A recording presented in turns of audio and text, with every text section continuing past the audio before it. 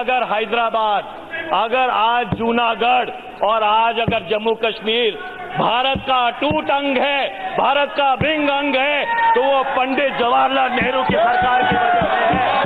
भारत के संविधान में सिर्फ धारा 370 नहीं है, धारा 371 ए से लेके आई तक है, जो नागालैंड को, असम को, मणिपुर को, आंध्रा को, सिक्किम को विशेष अधिकार देती है। आज आप धारा 370 इस तरह समाप्त कर सकते हैं, कल आप धारा 371 भी इस तरह समाप्त कर सकते हैं। ये आंध्र प्रदेश और तेलंगाना बनने से पहले जो आंध्र प्रदेश की विधानसभा थी, उसके साथ राय मशवरा किया गया था।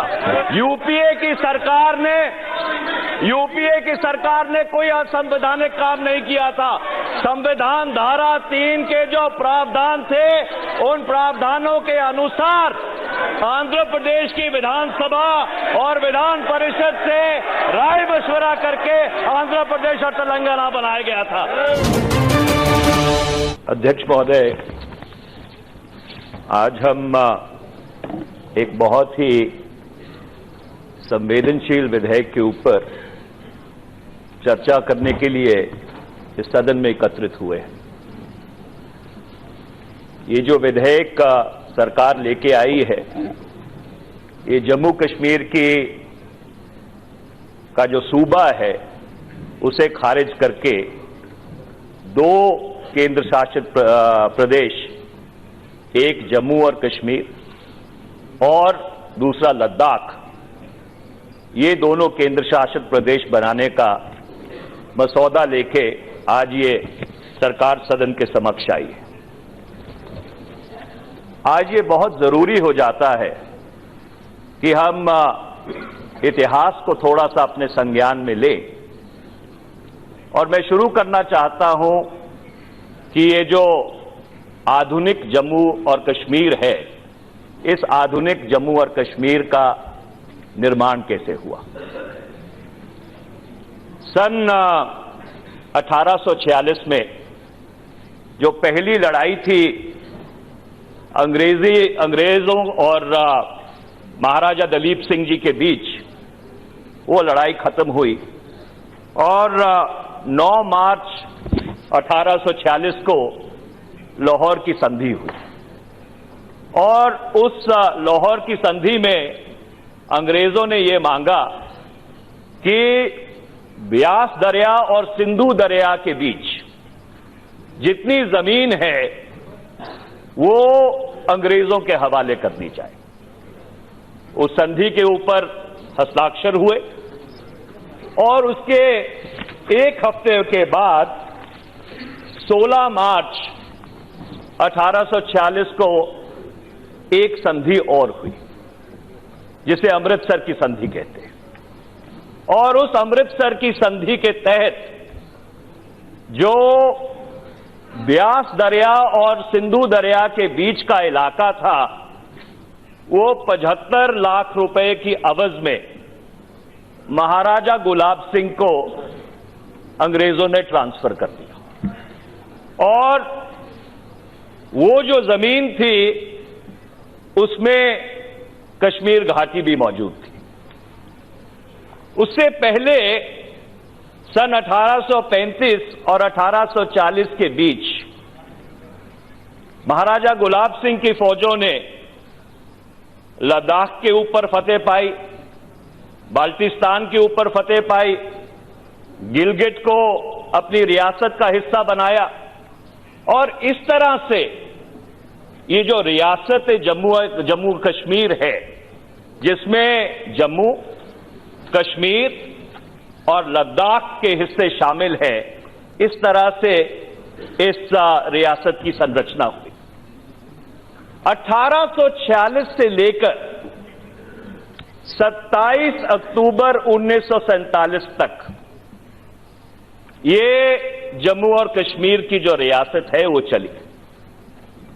उसके बीच घटनाक्रम बदला और 15 अगस्त 1947 को भारत आजाद हुआ। जब भारत की आजादी हुई तो दो मुल्क बने, एक भारत दूसरा पाकिस्तान और तीसरा 562 राज्य जिनको ये ऑप्शन दिया गया कि या वो भारत के साथ अपना विलय कर सकते हैं या वो पाकिस्तान के साथ अपना विलय कर सकते हैं। उनमें से कई रियासतों ने अपना विलय भारत के साथ किया, कई रियासतें पाकिस्तान में शामिल हुई, पर 3 रियासतों को लेकर एक बड़ी संवेदनशील परिस्थिति उत्पन्न हुई और वो 3 रियासतें थी जम्मू कश्मीर, हैदराबाद और जूनागढ़। और मैं इस बात पे बाद में आऊंगा कि क्यों जूनागढ़ और हैदराबाद की परिस्थिति जम्मू कश्मीर से भिन्न है। 15 अगस्त 1947 को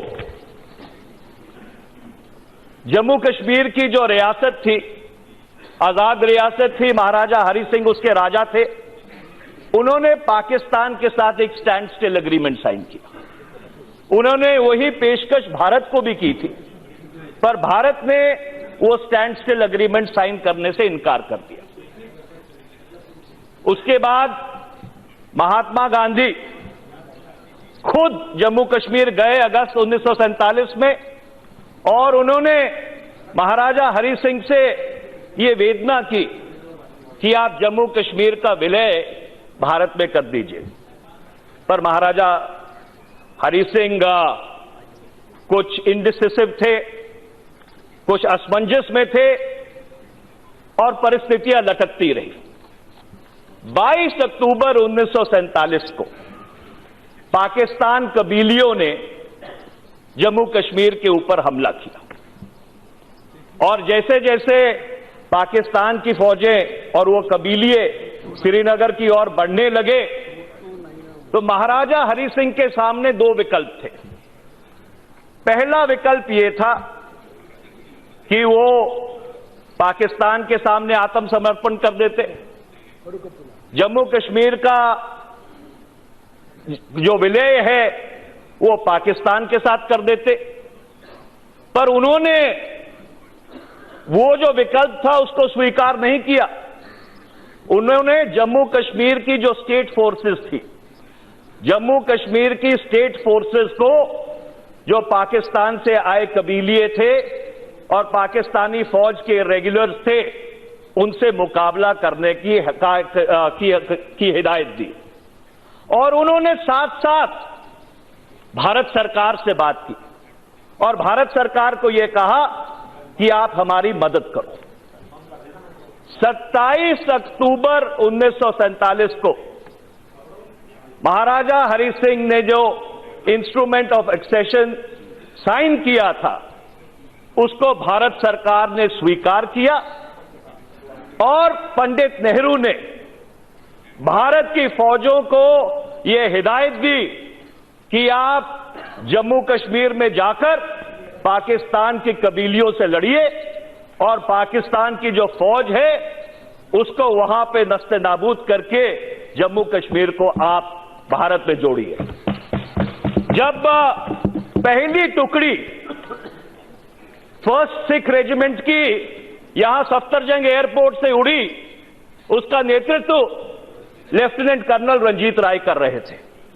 जब वो जहाज कश्मीर के ऊपर, श्रीनगर के ऊपर मंडरा रहे थे तो उनको ये नहीं मालूम था कि श्रीनगर का जो हवाई अड्डा है वो कबीलियों के कब्जे में है कि भारत के कब्जे में है। वो जहाज वहां पे उतरे, उन्होंने मोर्चाबंदी की और भीषण लड़ाई के बाद जो कबीलिए थे और जो पाकिस्तानी फौज आई थी उनको खदेड़ा और 2 वर्ष वो लड़ाई चलती रही। इस बीच तो अगर जम्मू कश्मीर का विलय किसी ने भारत में किया था, जम्मू कश्मीर में अगर किसी ने फौज भेजकर वहां पे जम्मू कश्मीर के लोगों की रक्षा की थी तो वो सरकार पंडित जवाहरलाल नेहरू की थी, जिसने उस समय कदम उठाकर जम्मू कश्मीर को भारत का अटूट अंग बनाया। और इस परिस्थिति में कुछ वायदे जम्मू कश्मीर के साथ भारत ने किए थे। वो वायदे इंस्ट्रूमेंट ऑफ एक्सेशन में थे और उस इंस्ट्रूमेंट ऑफ एक्सेशन के बाद जब भारत और जम्मू कश्मीर के नेतृत्व में बातचीत शुरू हुई तो जुलाई 1952 में दिल्ली का करार हुआ, दिल्ली डिक्लेरेशन हुई। उसके बाद और उसके तहत 17 नवंबर 1952 को धारा 370 को भारत के संविधान में शामिल किया गया था। उसी के बीच जम्मू कश्मीर ने अपने अलग संविधान बनाने की संरचना शुरू की। जम्मू कश्मीर की एक कॉन्स्टिट्यूएंट असेंबली चुनी गई और 31 अक्टूबर 1951 और 17 नवंबर 1956 के बीच जम्मू कश्मीर की वो संवैधानिक असेंबली मिली और उन्होंने जम्मू कश्मीर के लिए एक अलग संविधान की संरचना की जो भारत के संविधान के साथ मेल खाता था पर साथ साथ समान अंतर भी था। और उसके बाद कई घटनाक्रम हुए। आखिरी में 24 फरवरी 1975 में स्वर्गीय प्रधानमंत्री इंदिरा गांधी जी और शेख अब्दुल्ला के बीच एक करार हुआ। तो ये सारा इतिहास बताने की जरूरत इसलिए मैं समझी क्योंकि एक विशेष परिस्थितियों में जब जम्मू कश्मीर के ऊपर आक्रमण हुआ था, जम्मू कश्मीर के महाराजा ने घुटने टेकने की जगह, पाकिस्तान को चुनने की जगह ये फैसला किया कि उनका भविष्य एक धर्मनिरपेक्ष भारत में है। और उस विलय के संदर्भ में कुछ जो वायदे किए गए थे वो धारा 370, जम्मू कश्मीर का संविधान और बाकी जो कॉन्स्टिट्यूशनल अडेप्टेशंस हैं वो उनमें शामिल है। अब ये जो विधेयक सरकार लेके आई है अध्यक्ष जी, इस विधेयक में यह कहा गया है कि जम्मू कश्मीर राज्य को तोड़ के हम 2 केंद्र शासित प्रदेश बनाएंगे। अब जो धारा 3 है भारत के संविधान की, धारा 3 ये कहती है कि किसी भी प्रदेश को तोड़ने से पहले, उनकी बाउंड्रीज को चेंज करने से पहले ये अनिवार्य है कि आप उस प्रदेश की जो विधानसभा है, उस प्रदेश की जो विधान परिषद है, उसके साथ आप राय मशवरा करेंगे। और ये प्रावधान संविधान में इसलिए किया गया, ये कोई औपचारिक आर्टिकल नहीं है, इसका प्रावधान इसलिए किया गया था कि उस प्रदेश के लोगों को अपनी राय व्यक्त करने का एक अवसर प्रदान किया जाए। और आज एक बहुत ही विचित्र स्थिति उत्पन्न हुई है कि जम्मू कश्मीर में विधानसभा है नहीं, जम्मू कश्मीर में विधानसभा को भंग किया है और इस संसद से यह कहा जा रहा है कि आप अपने आप से राय मशवरा करके, after consulting yourself you decide on the future of Jammu and Kashmir. मैं बहुत अदब और सत्कार के साथ यह कहना चाहता हूं अध्यक्ष महोदय, बहुत विनम्रता के साथ यह कहना चाहता हूं कि यह संवैधानिक त्रासदी है जो इस सदन में आज हो रही है। क्योंकि धारा 3 की जो स्पिरिट थी, धारा 3 की जो स्पिरिट है वो ये नहीं है कि संसद किसी भी विधानसभा या विधान परिषद के अधिकारों को लेकर अपने आप से राय मशवरा करके और फिर उस सूबे की जो सरहदें हैं उस सूबे की सरहदों को या बदल दे या उस सूबे को 2 में तोड़ दे। ये धारा 3 भारत की संविधान ये नहीं कहती है। अब अगली धारा जिसका जिक्र माननीय गृह मंत्री जी ने किया,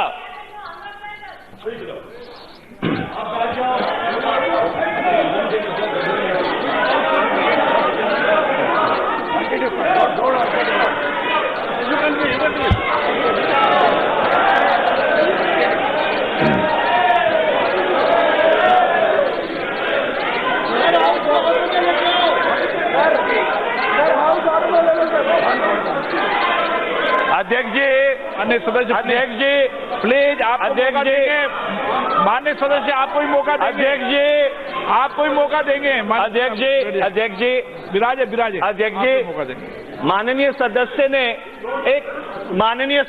एक बहुत महत्वपूर्ण सवाल उठाया है। मैं उसका जवाब दे रहा हूं। माननीय सदस्य ने एक बहुत महत्वपूर्ण सवाल उठाया है और मैं साफ साफ ये कहना चाहता हूं कि आंध्र प्रदेश और तेलंगाना बनने से पहले जो आंध्र प्रदेश की विधानसभा थी उसके साथ राय मशवरा किया गया था और ये चीज इस सदन के रिकॉर्ड में है, ये सदन के रिकॉर्ड में है। आप इसको सुनिश्चित कर सकते हैं। यूपीए की सरकार ने कोई असंवैधानिक काम नहीं किया था। संविधान धारा 3 के जो प्रावधान थे उन प्रावधानों के अनुसार आंध्र प्रदेश की विधानसभा और विधान परिषद से राय मशवरा करके आंध्र प्रदेश और तेलंगाना बनाया गया था। और आज अध्यक्ष महोदय जम्मू कश्मीर के संदर्भ में और मैं एक और बात कहना चाहता हूं अध्यक्ष महोदय, 1952 से लेके जब नए राज्य बनाए गए हैं या नए राज्यों या किसी राज्य की जो बाउंड्रीज है उनको बदला गया है, बगैर विधानसभा के विचार विमर्श के अलावा नहीं हुआ है। आज जो संवैधानिक त्रासदी है कि जम्मू कश्मीर विधानसभा को भंग करके वहां पे राष्ट्रपति शासन लगाकर उस जम्मू कश्मीर विधानसभा के अख्तियार खुद लेकर ये संसद अपने आप से राय मशवरा करके जम्मू कश्मीर को 2 हिस्सों में विभाजित करने जा रही है, ये संवैधानिक त्रासदी है। अब मैं धारा 370 पे जब आपकी बारी आएगी आप समझा दीजिएगा, जब आपकी बारी आएगी आप समझा दीजिएगा, मैं बैठ के सुनूंगा। अब मैं धारा 370 पे आता हूं अध्यक्ष जी। धारा 370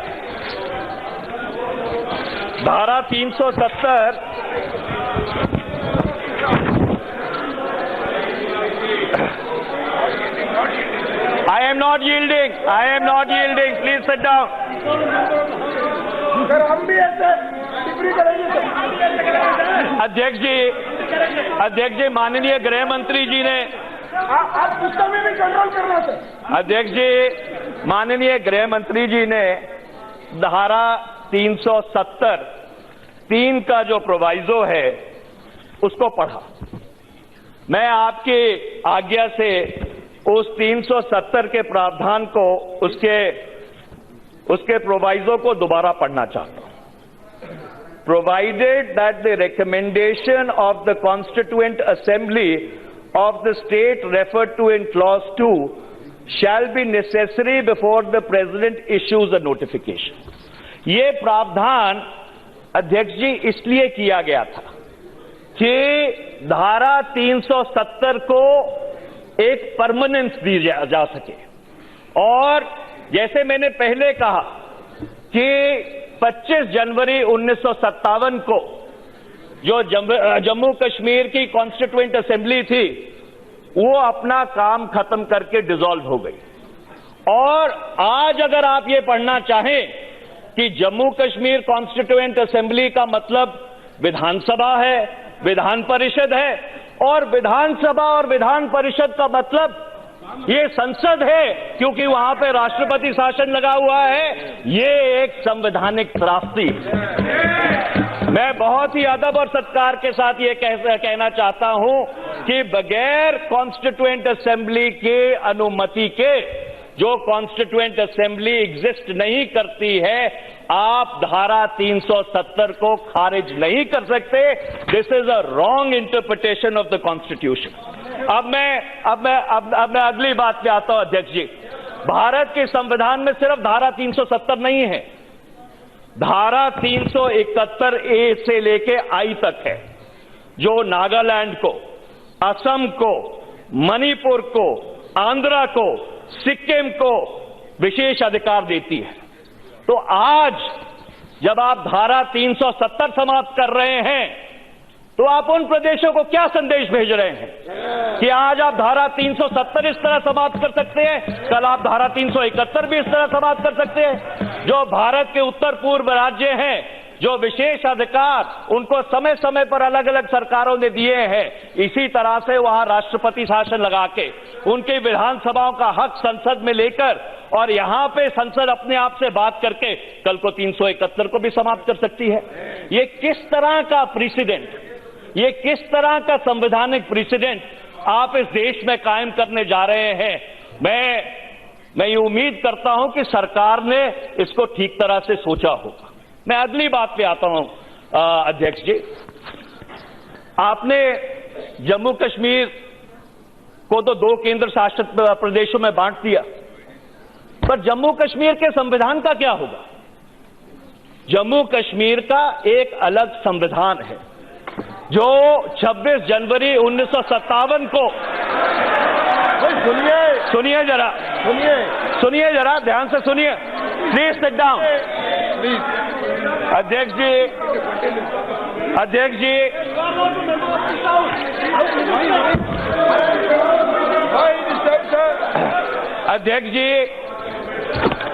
अध्यक्ष जी जम्मू कश्मीर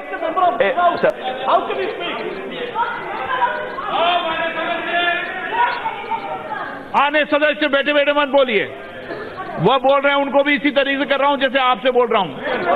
नो, माननीय मनीष तिवारी जी के अलावा किसी का नोटेड नहीं हो। अध्यक्ष जी, मैं बहुत अदब और सत्कार के साथ ये बात कहना चाहता हूं कि जम्मू कश्मीर माननीय सदस्य प्लीज, मैं आपको लास्ट बार बोल रहा हूं, आप बैठे बैठे मत बोलिए। अध्यक्ष जी, जम्मू कश्मीर का एक अलग संविधान है जो 26 जनवरी 1957 को लागू हुआ था। अब आपने प्रदेश तो 2 हिस्सों में बांट दिया, उस संविधान का क्या होगा? क्या सरकार यहां पे फिर उस संविधान को खारिज करने के लिए भी विधेयक लेके आएगी? क्योंकि आपने, और मैं ये बहुत जिम्मेवारी से कहना चाहता हूं कि इस विभाजन के, इस बंटवारे के जो अलग अलग पहलू हैं और संवैधानिक पहलू हैं, उनके ऊपर इस सरकार ने विचार ही नहीं किया इस विधेयक को लाने से पहले।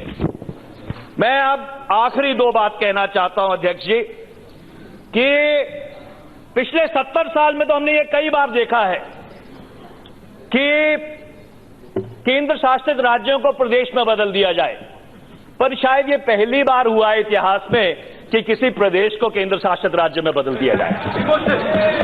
और इससे और संघीय ढांचे के ऊपर इससे बड़ा आघात हो नहीं सकता। और आखिरी में अध्यक्ष जी, क्योंकि अपने भाषण में माननीय गृह मंत्री जी जरूर जूनागढ़ और हैदराबाद का जिक्र करेंगे, कल उन्होंने राज्यसभा में भी इस बात का जिक्र किया था, और मैं ये बताना चाहता हूं कि जूनागढ़ ने पाकिस्तान से विलय करने का फैसला 15 अगस्त 1947 को कर लिया था। 15 सितंबर 1947 को पाकिस्तान ने वो विलय स्वीकार कर लिया था, पर जूनागढ़ की जनता में आक्रोश था। वहां पे एक जन आक्रोश उभरा और फिर 25 फरवरी 1948 को एक जनशुमारी हुई, और उस जनशुमारी के तहत जिसमें 99% लोगों ने भारत के हक में मतदान किया, जूनागढ़ भारत का अंग बना। पाकिस्तान उसको यूनाइटेड नेशन सिक्योरिटी काउंसिल में लेके गया, पर इतनी भारी मत से, क्योंकि जूनागढ़ के लोगों ने फैसला किया था भारत में विलय करने का, तो पाकिस्तान का वो मत संयुक्त राष्ट्र सुरक्षा परिषद में खारिज कर दिया गया।